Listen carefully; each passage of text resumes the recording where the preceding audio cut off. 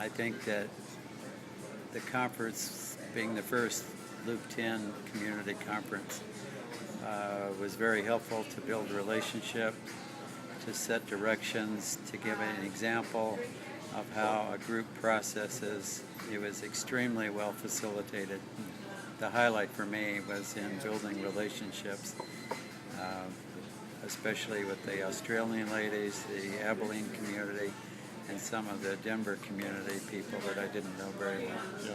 Our sense was that this is just like we have some unique ways of doing house church, simple church, based on listening. In the same way, some of those same principles are applied to a conference. So it's very different from a conference that's about sort of talking heads. It's very relational, very experiential in the ways that we did things. I'd like to add, one of the things we pull away from it is we're in a foundation building phase of LK10, and one of the guys in one of the groups I was in talked about how we're in a building block phase. And so I think one of the overarching themes is we talked about the drawn model, but one of the implied things in the drawn model is you don't focus on everything at once. You focus on one specific next step. And so that block, it sort of had that block that you got to build a culture out of blocks. And if you don't build the bottom first, the house is going to come tumbling down. So I pulled that away, that there's a culture of, like John talks about Kaizen in the Toyota model, that it's about the next step. And so I felt very comfortable with, let's just be present where we're at now, and let's start building that, not get ahead of us, not get behind. So that was one of the foundation, or one of the themes that I saw in it. Build the foundation. That's what we're about. Yeah, good. Yeah, I think for me the thing that was most significant, I guess, was you go to a lot of conferences, and every conference I've been to. What are you smiling at? Huh? This is Hugh Brandt over here. We want to embarrass him. He's handsome. He's a handsome, good-looking dude, huh?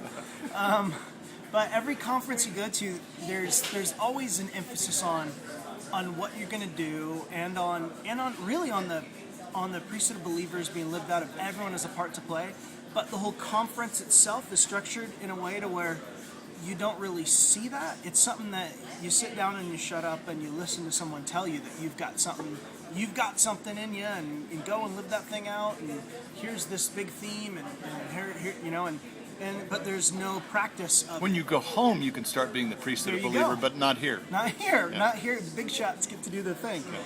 And so I really liked that the whole kind of the method. People say that the method or the medium is the message, and I really think that there's some truth to that you can say all day long that you are the priesthood of all believers, and everyone is a priest, and you all have a part to play.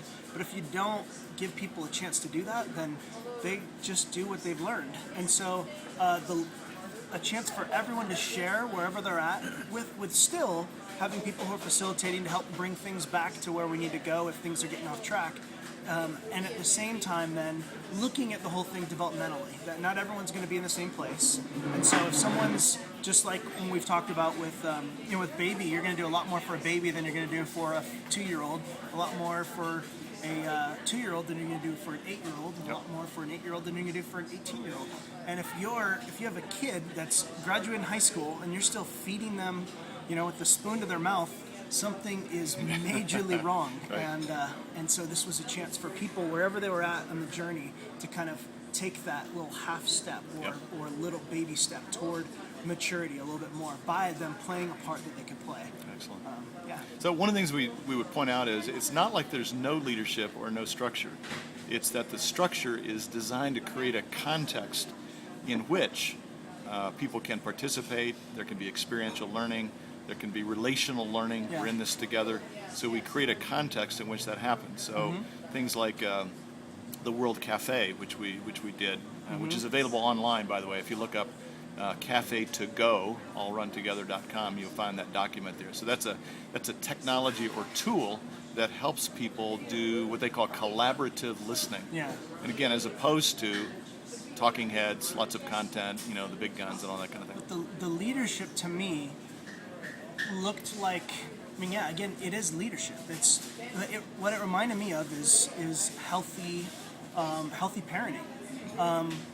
I grew up in a home where my parents, my mom especially, she expected we were going to make mistakes and was excited about us making mistakes because she knew we would learn more from those mistakes than we did from other things, which created, rather than a sense of fear. I didn't grow up with this, I better do everything right, I better not. It was, I'm gonna make mistakes, and then my parents are gonna help me figure things out where we go from here afterwards. And I thought that was kind of normal, talking with a number of other people, Not so. finding out, no, it's usually you do this, don't mess up, do things.